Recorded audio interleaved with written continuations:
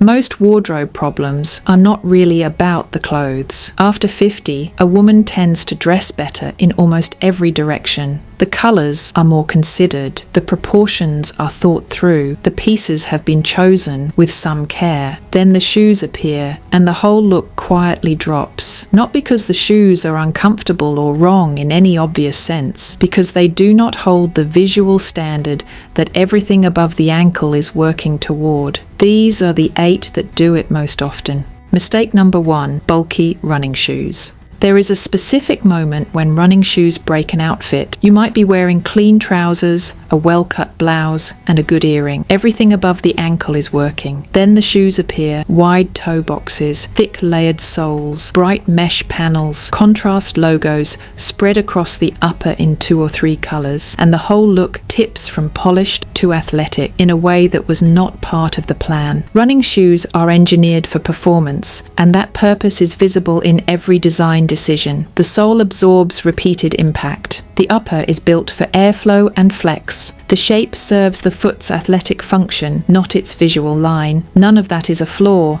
It is a description of what the shoe was built to do. The problem begins the moment it is paired with tailored trousers or a structured blazer and asked to carry an elegant look. It cannot. It was built for a different job. Comfort is a reasonable requirement, and nothing here is asking you to give it up. Real cushioning and support are available in shoes that do not read as exercise equipment. The visual problem with a bulky runner is cumulative. The thick sole adds weight at the bottom of the look. The technical mesh, the contrast panels, the reflective strips all create noise right at the ankle, competing with everything refined you have put together above it. An outfit that is working does not need a shoe that announces itself. It needs one that earns its place and steps back. That is the rule this whole video keeps returning to. An elegant shoe supports the outfit. It does not pull focus away from it. If you want the ease of a sneaker without that visual weight, there are better options.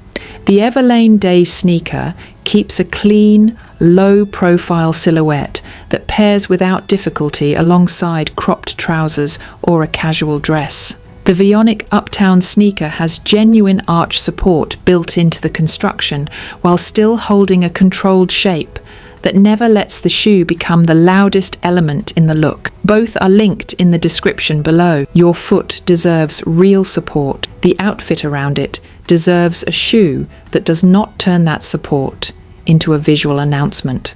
Mistake number 2, Birkenstock-style sandals. The appeal of these sandals is easy to understand. They are comfortable from the first wearing, require no breaking in, and pair with almost everything in a warm weather wardrobe. After a long morning or a difficult afternoon on your feet, sliding into something that gives the foot immediate room and ease feels justified. The difficulty is that comfort and visual calm are not always the same thing. These sandals, whatever they offer the foot, bring a very specific energy to the look. The thick cork footbed, the wide adjustable straps, the flat utilitarian sole, all of it reads as functional before it reads as anything else. That is not a criticism of the construction.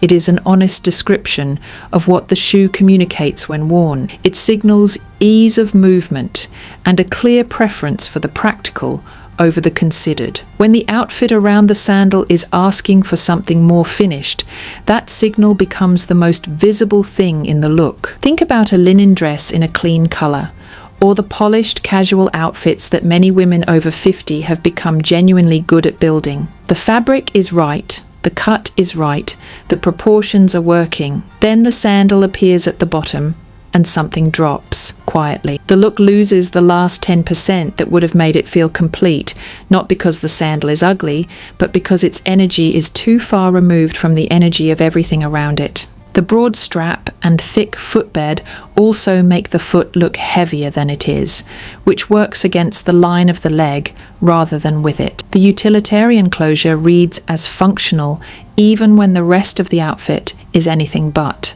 and the whole shoe pulls the look in the direction of summer errands rather than summer ease. A flat sandal with a thinner sole, a slimmer strap, and a slightly more considered finish changes the visual story without requiring any sacrifice of comfort. That is the switch worth making. not from one extreme to another, but from one category of shoe to a more deliberate version of the same intention. And that question of intention carries directly into the next mistake, the Velcro comfort shoe, where the visual cost of choosing purely for function becomes even harder to look past. Mistake number 3, Velcro comfort shoes. A lot of women buy these shoes from a place of genuine need. The foot has changed, or a bunion has made certain closures painful, or long days simply require something that can be loosened mid-afternoon without any fuss. That need is real, and it deserves a real answer. The problem is that many of these shoes answer one question and quietly create another. The upper tends to be wide and heavily cushioned in ways that make the foot appear larger than it is. The sole adds bulk that reads as medical rather than architectural, and the Velcro closure, even when clean and properly fastened, draws the eye to the mechanism rather than to the shoe as a whole. Because Velcro carries such strong associations with orthopedic footwear and children's shoes, that association travels with it into every outfit it joins, regardless of what the outfit is trying to say. What results is a shoe that announces its purpose before anything else about it is seen. Before the outfit is taken in as a whole, the shoe has already communicated what the foot needs. That announcement becomes the most visible design element in the lower half of the body, and it reshapes how everything above it gets read.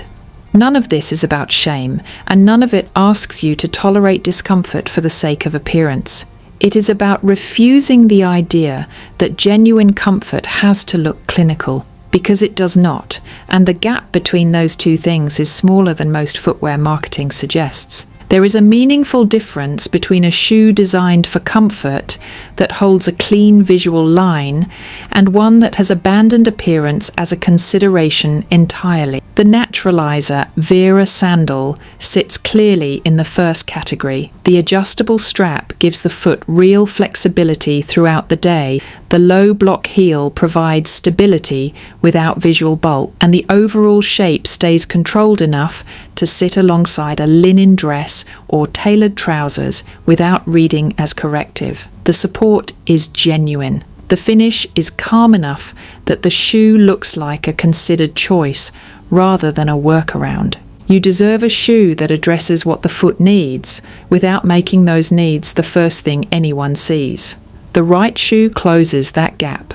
Mistake number 4, worn-out canvas slip-ons. Canvas slip-ons tend to escape scrutiny because they never seem to be the obvious problem. They slide on without effort, weigh almost nothing, and pair easily with jeans, casual trousers, and anything you are not thinking carefully about on a given morning. They have been in the wardrobe for years without causing any obvious damage. They ask nothing of you, and that combination makes them nearly impossible to question honestly. Canvas has a structural limitation that reveals itself faster than most materials. It does not hold its shape under regular wear the way leather or a stiffer material does. The toe box softens and rounds.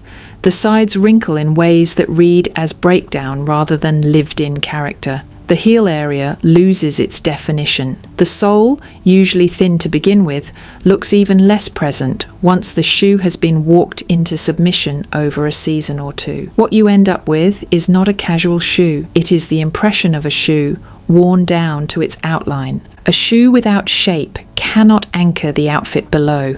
It has no visual authority over the look, no clean finishing point for the foot, and nothing to contribute from the ankle down. Everything above it has to work slightly harder as a result, which is why outfits built around canvas slip-ons so often feel slightly off without any obvious explanation. Even a clean and unworn canvas slip-on carries the same material problem, just more quietly. Canvas sits lightly on the foot in a way that reads as unfinished rather than refined. A shoe that communicates impermanence at the base of the look takes everything above it in the same direction, and the drift from casual to underdone happens gradually enough that most women never trace it back to the shoe. Material is what solves this.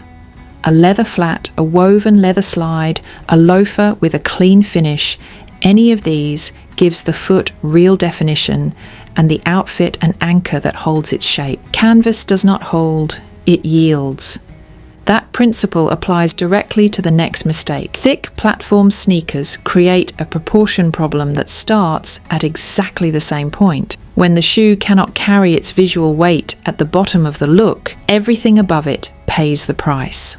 Mistake number 5, thick platform sneakers. The difficulty with thick platform sneakers is not the height. Height as a goal is entirely reasonable. The problem is what height and visual heaviness tend to produce when they arrive together, which they almost always do. When the sole is thick enough, the foot stops reading as part of the leg and starts looking anchored, pulled downward at the bottom of the silhouette in a way that makes the lower leg feel shorter rather than longer. That is the opposite of what the shoe was supposed to accomplish. The pairings that suffer most are the most common ones. Straight leg jeans and a platform sneaker often conflict because the bulk at the ankle interrupts the leg line rather than extending it. Ankle trousers, worn for a clean hemline, lose that finish entirely when a heavy sole appears beneath the hem. Simple dresses start to feel effortful when the shoe is carrying this much visual weight at the base of the look, demanding attention the dress was never designed to share. There is also a timing problem worth acknowledging. Platform sneakers became very closely associated with a specific window of a few years, and that association is now part of the silhouette.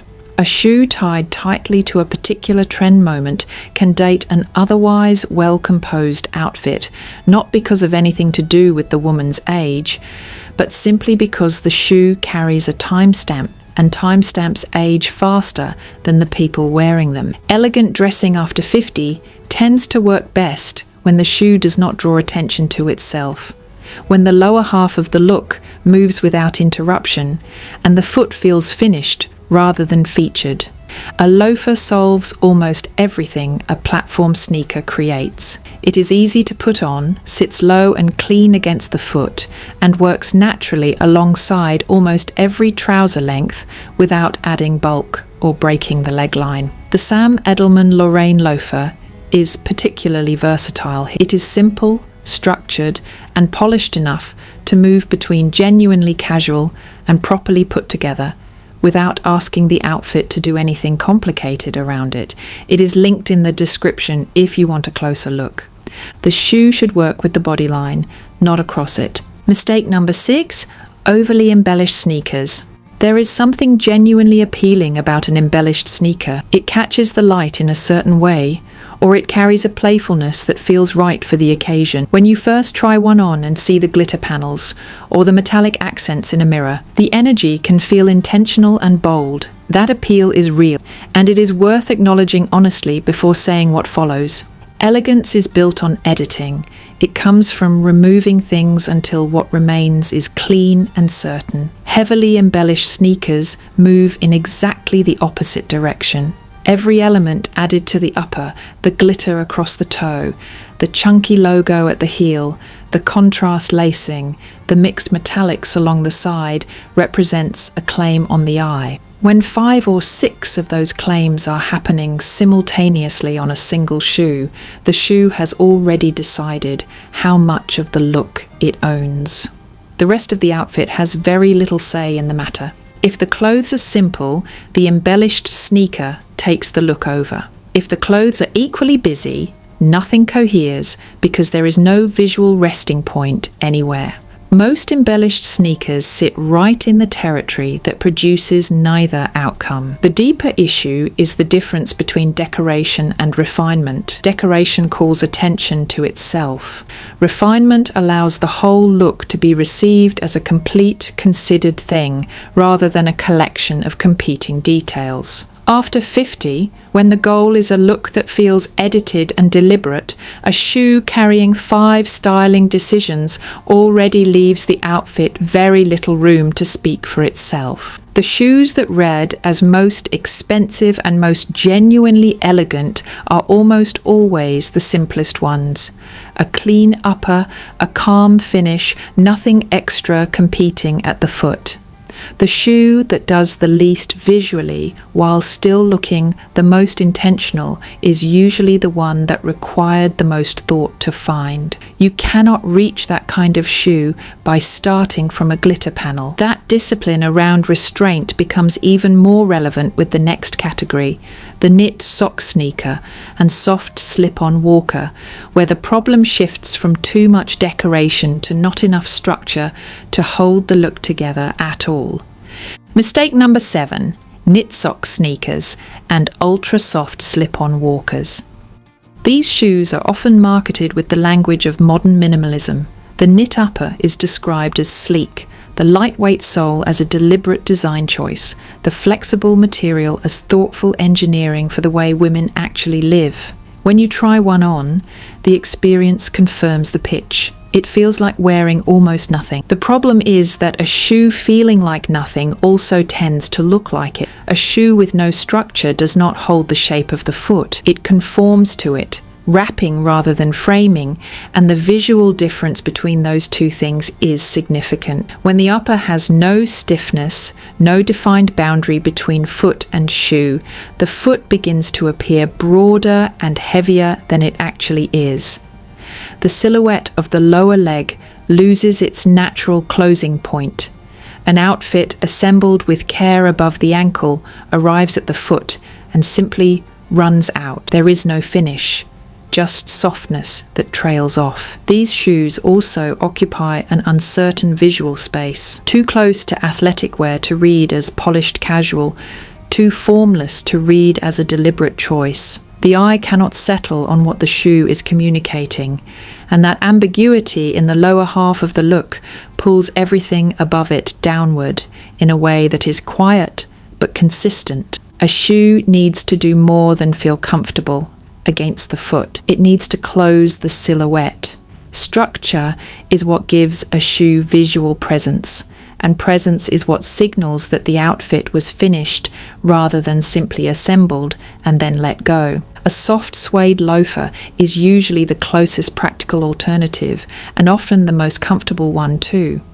The Cole Haan Stasi penny loafer is a good example. The suede is genuinely soft throughout a full day, the fit is easy, and the silhouette is defined enough to anchor a simple outfit without effort. It reads clearly as a shoe that was chosen, not one that happened to be near the door. The knit sneaker feels like minimalism. A well-chosen loafer is minimalism. The difference between those two is visible the moment the outfit comes together, and it connects directly to the final mistake, which is not about any specific shoe at all. Mistake number 8. Any shoe chosen only for function. Every chapter in this video has described a specific shoe, a different category, a different visual problem, a different way the look breaks down at the ankle. But the real mistake has never been about the shoe. It has always been about the question that was not asked when the shoe was chosen. When a shoe is picked because the cushioning feels thick enough, because the foot already knows it and will not complain, and nothing more is asked of it, the outfit pays the price. The shoe carries out its functional role. The look does not come together the way it should. This is not a critique of needing comfort after 50. Comfort is a reasonable requirement, not an apology. Feet change, days are long, and the body has earned the right to be properly supported. What is being questioned is the habit of letting function be the only answer a shoe has to give. Women over 50 who consistently look well dressed have not found miracle shoes. They have stopped accepting that a shoe can only do one thing at a time. They expect support and visual contribution from the same pair and refuse the shoe that offers only one.